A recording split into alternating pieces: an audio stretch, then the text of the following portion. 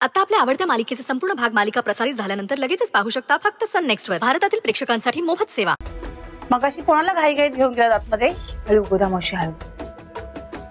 हा तोच चहावाला आहे ज्याने सुजित मुजुमदार याला ऍक्सिडेंट करताना बघितलं। आपल्याकडे हा एकमेव साक्षीदार आहे। अगं पण मला वाटलं की तो हे बघ, याच्याबद्दल गावात कोणालाही काही कळता कामा नये, त्यामुळे तुम्हीही कोणासमोर त्याचा उल्लेख करू नका, कारण ही गोष्ट जर अजय मुजुमदार पर्यंत पोहोचली तर त्याला पळवून न्यायला ते इथे येतील।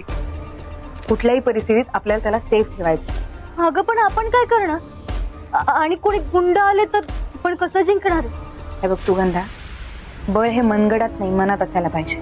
तुझ्या मनात जर जिंकण्याची लढण्याची जिद्द असेल ना, समोर 10 माणसं जरी आली ना तर तू त्यांच्यावर एकटीने भारी पडू शकतेस।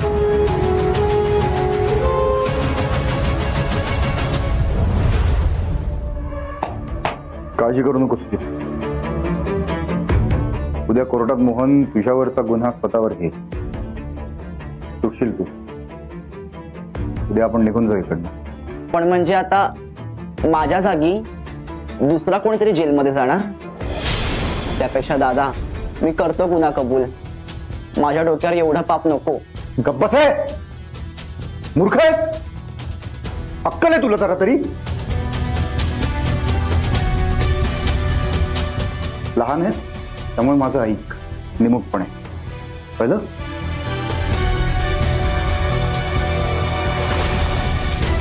राजासाठी प्याद्याला जीव गमवावा लागतो, हा जगाचा नियम आहे। पण आपण राजे आहोत हे ठरवलं कोणी?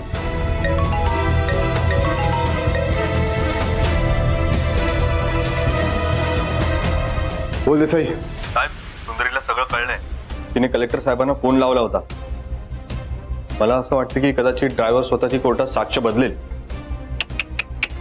त्याची काळजी नका करू, त्याचं कन्फ्युजन आहे ना आपल्याकडे, आणि उद्या कोर्टात मला बघितलं ना तर ते पाय लटपटतील।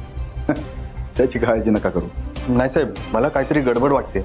मी त्यांचं बोलणं ऐकलंय, कदाचित चहावाला त्यांना मिळालाय आणि त्यांनी त्याला स्वतःच्याच घरी लपून ठेवलाय।